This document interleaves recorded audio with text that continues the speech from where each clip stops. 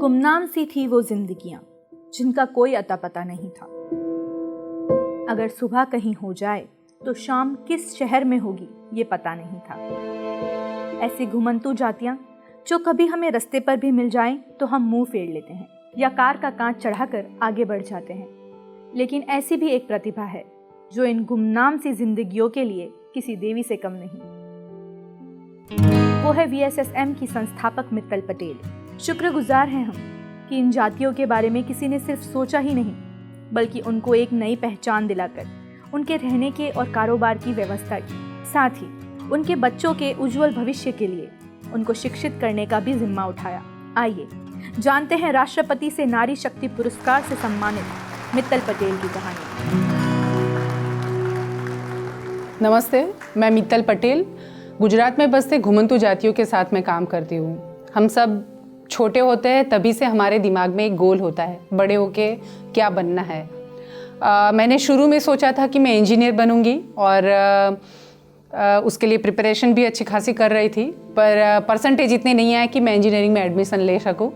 उसके बाद BSc physics के साथ मैंने कंप्लीट किया और फिर हुआ कि अगर मैं UPSC की प्रिपरेशन करूंगी, अगर UPSC या GPSC करके मैं अफसर बनूंगी। और छोटी थी तभी से दिमाग में ये तो था कि अपने पाँव पे खड़े रहना है। ये नहीं था कि बड़ी होके फिर शादी करने वाला जो ख्याल है, उससे पहले अपने पाँव पे खड़े रहना वो ख्याल सबसे पहले था मन में।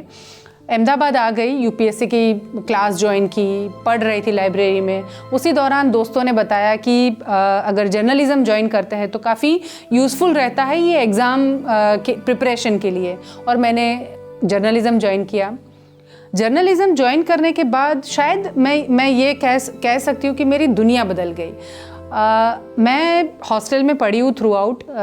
छोटे से गांव से मैं बिलोंग करती हूँ, महसाना का संखलपुर करके विलेज है, वहाँ से मैं आती हूँ। पापा मम्मी जो है वो फार्मर है, बहुत ही कम पढ़े लिखे हैं। फैमिली वेल टू डू है, तो जो एक लाइफ होती है हम सब मतलब जो जीते हैं, जो देखते हैं, वहाँ पे आज मैं जो काम कर रही हूँ दोनों मतलब कभी देखा ही नहीं था, इन सब चीज़ों के बारे में पता ही नहीं था। और जर्नलिज़्म जब ज्वाइन किया और उस दौरान सेकेंड ईयर जर्नलिज़्म में मैं मास्टर कर रही थी, तभी एक फेलोशिप इंट्रोड्यूस हुई। एक ऑर्गेनाइजेशन था चरखा करके, उन्होंने इंट्रोड्यूस किया। गुजरात में बसते और काम करते माइग्रेंट वर्कर जो अपना मूल जो गांव है वहाँ छोड़ के उनको बाहर काम के लिए निकलना पड़ता है, वहाँ पे जो आते हैं ऐसे माइग्रेंट वर्कर के ऊपर, उसकी कंडीशन के ऊपर स्टडी करना था। और मैंने शुगर केन वर्कर्स जो साउथ गुजरात में ज़्यादातर रहते हैं उनके ऊपर स्टडी करने का डिसाइड किया। और रीज़न ये था क्योंकि काफ़ी सारा पढ़ती थी मैगज़ीन्स में, इवन हमारे कॉलेज में पढ़ाने आते प्रोफेसरों ने भी उनकी बात की थी। उसमें लिखा था कि भाई टेंट में रहते हैं ये लोग और ज़्यादातर ट्राइबल है ये, और जहाँ पे वो रहते हैं वहाँ पे उनको काम नहीं मिलता है। दैट्स वाई वो साल के कुछ महीनों के लिए ये गन्ने काटने के लिए वो आते हैं। सूरत के आसपास में वो ज़्यादातर देखने को मिलते हैं। मैं यहाँ से नवंबर महीना, मुझे बराबर याद है, मैं यहाँ से वहाँ सूरत में एक लोकल ऑर्गेनाइजेशन है जो इनके साथ काम करता था, उनके कार्यकर के साथ मैं ये शुगर केन वर्कर्स के पड़ाव जो जहाँ पे वो रहते हैं उनको पड़ाव बोलते, पड़ाव पे निकल पड़ी। मन में ये था कि मैं स्टडी सुबह जाऊंगी, उनको मिलूंगी, एक क्वेश्चनर भरूंगी, ऐसा स्टडी मैं नहीं करना चाहती थी। मुझे था कि मैं उनके पास जाके उनके बीच में रहूंगी, और बीच में रहने का मकसद ये था कि मैं शायद और अच्छे तरीके से उनके प्रॉब्लम्स को समझ सकूं। जब मैं सूरत से 20-25 किलोमीटर एक पड़ाव था उनका गांव में, वहाँ पे हम लोग पहुँचे और करीब शाम को 5-6 बज गए होंगे। मैं जब गांव से वो 2-2.5 किलोमीटर दूर रहते थे, इनका पड़ाव जो था, हम वहाँ पे पहुँचे। मेरे साथ जो लड़का था मुकेश करके, हम दोनों, और दूर से हमने देखा कि वो ब्लू कलर के प्लास्टिक हम सिटी में भी देखते हैं 2-2.5-3 फुट हाइट वाले, जिसमें हम खड़े भी नहीं रह सकते, उस टाइप के टेंट 150-200 जितने बने थे। और पहली नज़र से वो देखने के बाद इमीडिएटली माइंड में हम लोग ना फिल्म में बहुत देखते हैं, तो फिल्म हमें इमेजिन करना, वैसे इमेजिनेशन पावर हम सब में होता है, पर फिल्मों से ज़्यादा आता है कि भाई वो किस तरह का होगा टेंट। तो मैंने सोचा था कि मिलिट्री वाला टेंट होगा वहाँ पर, पर ऐसा नहीं था। देखने के बाद तुरंत लगा कि मैं यहाँ पे तो कैसे रात रुकूंगी, मैं नहीं रह पाऊंगी। पर वहाँ पे गई थी तो मैं मुकादम जो इस कम्युनिटी को लेके आता है वहाँ पे काम करने के लिए, तो मुकादम को मिलने के लिए गई। मुकादम को मैंने इंट्रोडक्शन दिया कि मैं जर्नलिज्म पढ़ रही हूँ, पर उसने सुन लिया कि मैं जर्नलिस्ट हूँ, तो उसने बोला कि कोई इन्फॉर्मेशन यहाँ पे नहीं मिलेगी, आप यहाँ से जाओ। अभी मैं ये असमंजस में थी कि मैं क्या करूँ, रुकूँ या जाऊँ, वो इन्फॉर्मेशन नहीं दे रहा था। ये सब चल रहा था। ऐसे में एक बंदा अपना छोटा सा बेबी 8-9 महीने का होगा, उसको लेके रोता रोता आया, उसको मुंह से खून निकल रहा था, बच्चे के मुंह से भी खून निकल रहा था, बहुत रो रहा था, कांटे लगे थे और रोते रोते अपनी ट्राइबल लैंग्वेज में कुछ बता रहा था।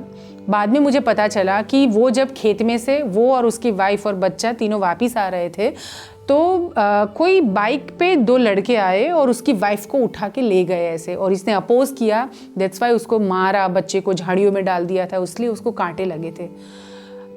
एकदम शॉक लगा ये सुनने के बाद और डर भी लगा। मैं थ्रू आउट कॉलेज हॉस्टल में पढ़ी हूँ और कभी लड़की होने के कारण मुझे डर महसूस हुआ हो ऐसा मैंने कभी फील ही नहीं किया था। मैं रात को 12 बजे भी, मेरे गांव है, मेरा घर मेरा गांव में है, तो रात को 2 बस या प्राइवेट व्हीकल चेंज करके भी मुझे जाना पड़े तो भी मैं कभी मुझे डर नहीं लगा है। पर पहली दफ़ा वहाँ पे मुझे डर लगा। एक लड़की हूँ वैसे, इसलिए मुझे ज़्यादा डर लगा। और उस औरत जो आ रही थी जिस रास्ते से, उस रास्ते से 15 मिनट पहले ही मैं आई थी। ये मेरे साथ भी हो सकता था। अब डर और बढ़ा। पर फिर हम सब ना, जैसे हिंदी फिल्मों में आता है ना, कुछ ऐसा होता है तो इमीडिएटली पुलिस आती है, थोड़ी देर से पर आती है। तो मुझे यहाँ पे लगा कि पुलिस आएगी अभी, पर 15, 20, 25 मिनट हो गए, पुलिस नहीं आई यहाँ पे। तो मैंने पूछा कि पुलिस क्यों नहीं आई, तो उन्होंने बताया कि अगर पुलिस को बुलाएंगे तो नेक्स्ट टाइम जो कॉन्ट्रैक्टर है मुकादम, वो दोबारा ये कामदार को यहाँ पे नहीं लाएंगे, तो पुलिस इसीलिए नहीं बुलाएंगे। तो फिर मैंने पूछा कि उस औरत का क्या, तो उन्होंने कहा 1-2 दिन में आ जाएगी। कैसे हम कैसे सोच सकते हैं ये सारी, मतलब इतना स्वाभाविक तौर से हम लोग ये कैसे स्वीकार कर सकते हैं कि ये मतलब हमारी लाइफ का एक हिस्सा है और हमें ये स्वीकार करना है। बहुत ही मतलब उस बात को हजम करना ही बहुत मुश्किल था मेरे लिए। और दूसरा मुश्किल वाली बात ये थी कि अब मैं वापस जाना नहीं चाहती थी क्योंकि बहुत डर गई थी मैं। मुकादम को बोला कि मुझे रात यहाँ पे रुकने दे, उसने बिल्कुल मना कर दिया। और कपड़े लेके गई थी मैं, बिछाना और नीचे ओढ़ने के लिए कुछ लेके नहीं गई थी। मुझे था कि इतना तो ये लोग मुझे देंगे ही, पर इनकी दरिद्रता जो थी वो देख के तो ऐसा कुछ उनके पास था ही नहीं। मैं एक औरत के पास गई वहाँ पे और उसको मैंने बोला कि मुझे आज की रात यहाँ पे रुकने देगी। बहुत डर लगता था कि ये ना बोल देगी तो क्या होगा, पर बहुत ही स्वाभाविक तौर से उसने बोला कि हाँ सुई जजन है। और प्लास्टिक की एक थैली उसने मुझे दी जो नीचे मैंने बिछाई, उसके ऊपर मैं सो गई। 6-7 जोड़ी कपड़े मेरी बैग में थे, वो सारे के सारे मैंने पहन लिए क्योंकि ठंड इतनी थी। सुबह कब हो और मैं यहाँ से कब भागूँ, ये पूरी रात मन में चल रहा था। पहली दफ़ा होगा कि मैं पूरी रात नहीं सोई एक डर के मारे। सुबह उठी और इमीडिएटली यही था कि मैं भाग जाऊँगी, पर रात में कॉन्स्टेंटली भागने के साथ साथ एक और जो विचार मन में घोल रहा था वो ये था कि क्यों ये सब कुछ है और ये लोग क्यों ये सारी चीज़ें सहन कर रहे हैं, और दूसरा मैं यहाँ पे क्यों हूँ। मैं फार्मर्स की बेटी हूँ, पर मेरे यहाँ पे कभी गन्ने की खेती नहीं होती है, और मैंने क्यों ये सब्जेक्ट भी चूज़ किया और मैं क्यों इधर आ गई। ये जो सारी चीज़ें मन में चल रही थी उसमें मुझे फाइनली ये लगा कि अगर मैं यहाँ से ये सारी चीज़ें जाने बगैर भाग जाऊँगी, भागेड़ू कहलाऊँगी। मुझे भागना नहीं है, मुझे जानना है। और दूसरा ये है कि शायद कुदरत ने कुछ इशारा, मैं थोड़ा मानती हूँ कुदरत में, कोई एक मूर्ति उन सब में नहीं मानती हूँ, पर एक कुदरत, एक परम तत्व है जो हम सबको उठाता है और हम सबको चलाता है। तो मैं उस परम तत्व की जो इशारा है वो समझने की कोशिश कर रही थी और मुझे लगा कि मुझे नहीं निकलना चाहिए क्योंकि कुछ वो मुझे समझाना चाहता है।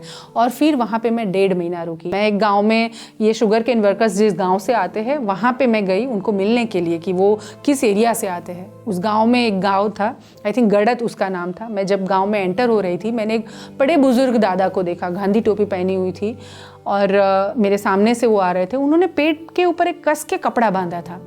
तो कभी भी कपड़ा ऐसे बांधा हुआ किसी का ड्रेस कोड नहीं हो सकता है ना, कुर्ता हो सकता है, टी शर्ट हो सकता है या शर्ट हो सकता है। मैंने उनको पूछा कि दादा आपने ये कपड़ा क्यों पेट के ऊपर बांधा है? उन्होंने मुझे बताया कि भूख की आवाज़ ना लगे और भूख लगे वो महसूस ना हो ना, इसीलिए। ये सारी बातें मैं, ऐसी अनेकों बातें मैं आपके साथ कर सकती हूँ, और ये सारी रियलिटी मैंने देखा है इन सबको ऐसे। और ये देखने के बाद और मन में आया कि ये क्या है, मैं जो भारत को जानती थी वो भारत नहीं था, वो इंडिया था। मैं जहाँ पे बसती हूँ, मैं जहाँ पे रहती हूँ, पर मैंने सही मायने में पहली बार ये भारत को देखा। मैंने 3-3 दिन तक मुझे भी खाना नहीं मिला, क्योंकि इतने इंटीरियर प्लेस में मैं घूम रही थी। बिस्किट मिलता था, पर वो बिस्किट से हर टाइम 1.5 महीना कोई आपको बिस्किट खिलाएगा तो कैसा महसूस होगा। पर ये फिर भी मैं वहाँ से नहीं भागी, क्योंकि सही मायने में मुझे ऐसा लगता था कि मैं पहली बार नींद से उठी हूँ, और जो चीज़ मैंने कभी देखी ही नहीं थी, ना ही किसी ने मुझे दिखाई थी, वो मैंने देखी वहाँ पे। और मैं 1.5 महीना रुक के जब वापस आई, मेरा दीदार ऐसा था कि कोई मुझे पहचान नहीं सकता था। ऐसे नालियों में जो गंदा पानी होता था, वहाँ से पानी उठा के मैंने नहाया भी है, और वैसा गंदा पानी मैंने पिया भी है। पर ये सब देखने के बाद मैं सही मायने में, मुझे ये बात मैं बताऊँ ना कि भाई मुझे भारत मैंने पहली बार जाना, और अपने आप में मेरा रिबर्थ हुआ ऐसा मैं मानती हूँ, क्योंकि वो ही ये 1.5 महीना था जहाँ पे मित्तल कौन है और मुझे क्या करना है वो शायद मुझे समझ में आया। उसके बाद ऑफिसर को भी मिली, क्योंकि अल्टीमेटली गोल वही था कि मुझे अफसर बनना है। पर उन सब का आंसर सुनने के बाद मुझे लगा कि हम क्या कर सकते हैं, सिस्टम ऐसा है, हम इनके लिए कुछ नहीं कर सकते। जो लेबरर्स के बारे में मैं बात लेके ऑफिसर्स को मिली थी वो, तो ये सब सुनने के बाद मुझे लगा कि मैं अगर चाहे जितनी भी बड़ी अफसर बन जाऊँ, और फिर मुझे ऐसे ही उनको मतलब आंसर करना है, तो मुझे अफसर नहीं बनना है। दूसरा, मेरी माँ बहुत कम पढ़ी लिखी है, पर उन्होंने बचपन से जो सिखाया था उसमें ये था कि मन को जो पसंद आए वो काम करना है, ठीक है। पैसों के लिए कमाना है या पैसों के लिए जीना है, वो उन्होंने कभी हमें नहीं सिखाया। और शायद वही चीज़ मान में बार बार आ रही थी, और डिसाइड किया कि मैं अफसर मुझे नहीं बनना है। डेवलपमेंट जर्नलिज्म में मुझे इंटरेस्ट था, तो शायद मैं उसमें वो पढ़ रही थी तो मैं इसमें जाऊँ। पर वहाँ पे भी हम सबको पेज 3 वाले वो पढ़ने ज़्यादा पसंद आता है। जो मेरा इंटरेस्ट था शायद वो किसी को इतना इंटरेस्ट नहीं था, तो फाइनली वो फील्ड भी मैंने छोड़ दिया। बाद में ये आता है कि अब क्या करूँ ऐसे। ज़्यादातर लड़कियों के बारे में सब मेरे फ्रेंड्स भी बोलते थे कि तुझे इतना क्यों पड़ी है कि कुछ करना है। ज़्यादातर ये होता है कि हम शादी हो जाए या फिर घर बसा ले, ये सब कुछ भी तो हो सकता है, पर वो कभी जहन में आया ही नहीं ऐसे। और मन जो जहाँ पे लगता था वो शायद ये था कि ऐसे वंचित या गरीब लोग जिनको हम कहते हैं, उनकी बात सुनने में मुझे अच्छा होता था। मुझे पता नहीं था उस टाइम पे कि मैं आज जो काम करी वो काम करूँगी, कोई संस्था होगी, ऐसा कुछ मन में नहीं था। पर ये था कि ये चीज़ मुझे पसंद आती है तो चलो डेवलपमेंट सेक्टर में जाते हैं। वॉलेंटियर जिस ऑर्गेनाइजेशन में मैं करती थी जनपद करके, वहाँ पे मैं गई, और वहाँ पे तभी ये मन में आया कि हम नॉमेडिक और डिनोटिफाइड ट्राइब्स जो है उनकी स्टडी करेंगे कि उनकी कंडीशन क्या है, क्योंकि उनके बारे में कहीं पे बात ही नहीं हो रही है। गांधीनगर में मैं पहुँची, जहाँ पे सचिवालय हमारा बैठता है, अफसर वहाँ पे बैठते हैं, तो वहाँ पे जाके भी मैंने कोशिश की कि इस कम्युनिटी के लिए क्या क्या पॉलिसीज़ है। पर बहुत दुख हुआ कि कोई पॉलिसी ही नहीं थी। एक लिस्ट बना था इस कम्युनिटी का कि ये 40 अलग अलग कम्युनिटी है, नॉमेडिक और डिनोटिफाइड ट्राइब्स, पर कहाँ पे है वो किसी को पता नहीं है। मैंने एक अफसर को पूछा तो उन्होंने मुझे बहुत अच्छा आंसर दिया। उन्होंने कहा कि ये बिना एड्रेस वाले लोग हैं जिनको तुम एक एड्रेस पे ढूंढने की कोशिश कर रही हो। बहुत इंटरेस्टिंग है बात ना, क्योंकि ये सारे लोग ऐसे थे कि जो अपने ट्रेडिशनल ऑक्यूपेशंस के कारण एक गांव से दूसरे गांव घुमा करते थे। पर ये लोग ऐसे थे कि जिनका कोई गांव नहीं था, ना ही उनकी खुद की पहचान के कोई आधार उनके पास थे।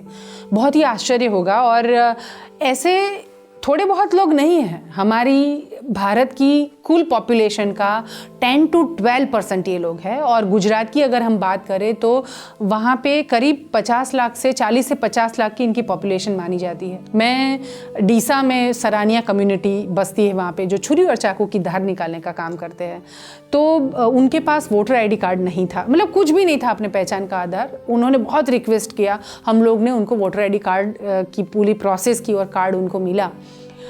तो मैंने उनको पूछा, खुशी उनकी जानने के लिए मैंने जब फ़ोन किया उनको कि कैसा लग रहा है आपको, क्योंकि जब भी मैं उनको मिलती थी क्या चाहिए तो हर कोई मांग रहा था कि हमें हमारी पहचान का फ़ोटो वाला कार्ड चाहिए, क्योंकि फ़ोटो वाला कार्ड नहीं था ना, इसीलिए मीतल को शीतल समझ के कोई भी उठा के ले जाता था, पुलिस उठा के ले जाती थी और मुझे सजा भी हो जाती थी, जो गुनाह मैंने किया ही नहीं था ऐसे।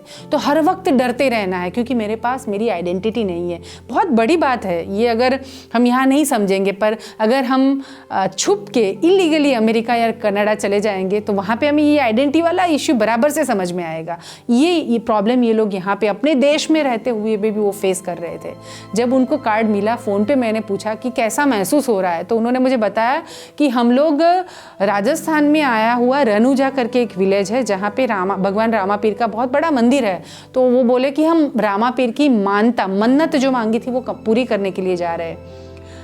कभी मेरी उम्र में 22-23 साल में मैंने कभी नहीं देखा था कि इस टाइप की कोई मन्नत मांग सकता है। अगर भगवान के पास हम जाएंगे तो गाड़ी मांगेंगे, बंगला मांगेंगे, बेटा या बेटी मांगेंगे, या डॉक्टर बने मेरा बेटा वो मांगेंगे, ठीक है। पर यहाँ पे तो ये मांग हो रही है कि मुझे अपनी आइडेंटिटी वाला फ़ोटो वाला कार्ड चाहिए। ये जिजीविषा जो उनकी थी, वो उनके प्रॉब्लम, उनके पीछे की जो पीड़ा थी वो ये थी क्योंकि कोई गांव उनको स्वीकार नहीं कर रहा था, दैट्स वाई वो बन नहीं रहा था। ये बहुत बड़ी चैलेंज थी कि एक वोटर आईडी कार्ड मतलब वोटर आईडी या कुछ भी प्रूफ उनका कैसे निकले। आप सोचेंगे मेरा इसीलिए बना वोटर आईडी कार्ड क्योंकि मेरे पापा का सब डॉक्यूमेंट था, पर जिनके पास अपनी पहचान का कोई आधार ही नहीं है उसका वो डॉक्यूमेंट कैसे बनेगा। बहुत मुश्किल रही वो लड़ाई पूरी। और सबसे डिफ़िकल्ट ये था कि गवर्नमेंट में जाके हम इनके बारे में बात करते थे तो किसी को इनके प्रॉब्लम समझ में ही नहीं आ रहे थे। हमने आज़ाद भारत में सबके कल्याण की बात की है, हमारा कॉन्स्टिट्यूशन भी वो बात करता है, पर शायद वो कॉन्स्टिट्यूशन में और उन सब में ये बात छूट ही गई थी।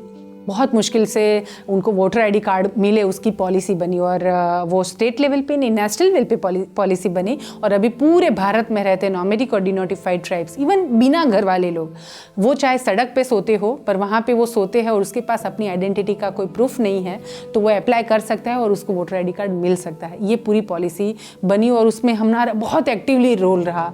और शायद 2007-8 में एक साथ में 20,000 लोगों का हमने वोटर आईडी कार्ड निकलवाया। और उसके बाद तो अभी तो फिर कैंपेन चला। आज बहुत दावे के साथ मैं कह सकती हूँ कि गुजरात में बसते ये घुमंतु जाति के लोग आज शायद 90 से 95% लोगों के पास वोटर आईडी कार्ड है। और उसका क्रेडिट भी हम ले सकते हैं क्योंकि हमने गवर्नमेंट को भी सेंसिटाइज किया और हम लोग भी उस लेवल पे काम कर पाए। कई बार लोग मुझे पूछते हैं कि आपने वोटर आईडी कार्ड ही क्यों चुना, तो ना हमारी ये पूरी लोकशाही जो है ना और हमारी शासन व्यवस्था, वो शासन व्यवस्था में हम प्रतिनिधि जो अपने हैं उनको हम चुनते हैं, हाँ, उनको हम इलेक्ट करके वोट देके हम उनको राज्यसभा, विधानसभा या लोकसभा में भेजते हैं और वो हमारे लिए फिर पॉलिसी बनाते हैं।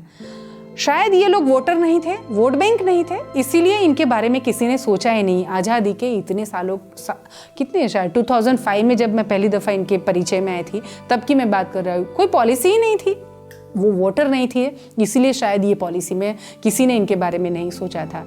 इसीलिए हमने वोटर आईडी पे फोकस किया और बहुत मैं गर्व के साथ कहती हूँ कि आज सबके पास वोटर आईडी कार्ड है। और उसी चीज़ को लेके हमने पहली दफ़ा 2017 का गुजरात का जो लोकसभा इलेक्शन, विधानसभा इलेक्शन आया, तभी हमने दोनों बड़ी पार्टियों से बात रखी कि आप मैनिफेस्टो जो बनता है अपना, उसमें हमारी बात लिखिए तो हम आपको वोट देंगे ऐसे। तो ये शायद पहली दफ़ा ऐसा था कि कम्युनिटी के लोग और हम लोग उठ के बोले कि ये बात आनी चाहिए और बहुत ही आनंद के साथ दोनों पार्टियों ने हमारी बात रखी। पहली दफ़ा मैनिफेस्टो में ये चीज़ आई कि हम जीत के आएंगे तो हम ये करेंगे इस कम्युनिटी के लिए। तो ये पहली दफ़ा हो पाया और हमने एक कैंपेन किया था उस टाइम पे, इलेक्शन के पहले हम भी है ऐसा, और सम्मेलन के तौर पे वो चला और शायद हम सबको दिखने लगे, हमारी कम्युनिटी सबको दिखने लगी। अभी 2019 में हमारे प्रधान सेवक जो है आदरणीय नरेंद्र मोदी जी, उन्होंने बोला कि आप बताइए कि पूरे भारत में रहते नॉमेडिक कम्युनिटी के लिए क्या किया जा सकता है, आप सजेशन दीजिए उसके लिए। और पूरा 30 पेज का एक ड्राफ्ट बना के हमने भारत सरकार को दिया और उसके बाद फरवरी 2019 में हमारा बजट जो होता है, बजट सत्र, उसमें पहली दफ़ा डिक्लेयर हुआ कि नॉमेडिक और डिनोटिफाइड ट्राइब्स के वेलफेयर के लिए सेपरेट बोर्ड बनेगा। ये बहुत बड़ा अचीवमेंट है। हाँ, कहीं पे किसी को पता है, मतलब ये अस्तित्व में नहीं थे, उनका अस्तित्व पहली दफ़ा सरकार ने माना और उनके लिए वेलफेयर बोर्ड बना। अभी उनके लिए बजट अलग से एलोकेशन हो रहा है, अभी बहुत सारी स्कीम भी बन रही है। तो हर कोई बंदा कि कोई भी काम हम अगर शुरू करते हैं तभी हमें पता नहीं होता कि किस मुकाम तक हम पहुंचेंगे।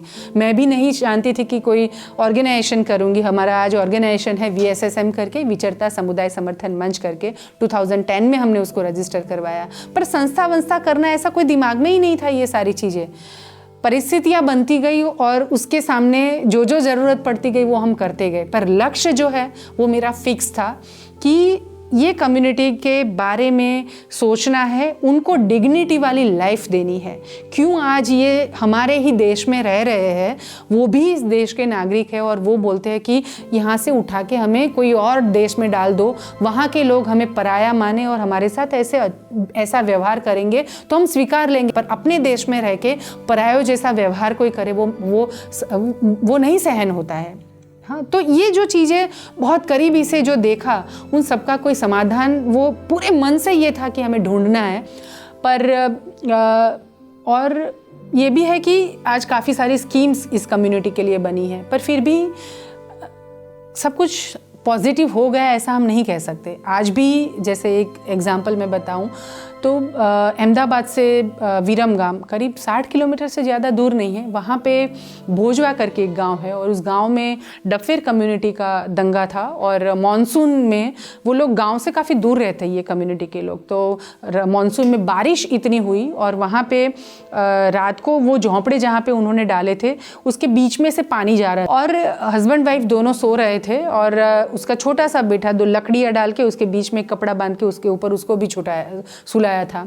रात को पानी बढ़ा, वो उसकी वाइफ जो थी वो उठी और उसने बताया कि भाई पानी बढ़ रहा है, हमें यहाँ से निकलना चाहिए। तो उसके हस्बैंड ने बोला कि नहीं ये तो नॉर्मल बारिश है, पानी चला जाएगा। पर एकदम से पानी बहुत बढ़ा और फिर दोनों को टेंशन हो गई और एकदम से उठ के अपना सामान बचाने में वो लग गए और आसपास में रहते दूसरे 10-15 झोपड़े वाले लोगों को भी उन्होंने उठाया। सब एक के बाद एक सामान उठा के जो हाइट वाला एरिया था वहाँ पे ले जा रहे थे, क्योंकि जो सामान था वो उनको बचाना था, कल उससे ही उनकी लाइफ आगे बढ़ने वाली थी। इसीलिए जब सारा सामान उठा के वहाँ पे पहुँच गया हाइट पे, तभी एकदम से याद आया कि वो बच्चा और वो लोग जब वापिस आए दौड़ के, वो बच्चे का बाप और वो जो सुलाया था जो झूले में, उसके ऊपर से पानी जा रहा था। बहुत ही ये ना, जब ये ऐसी एक नहीं पर अनेकों घटना है।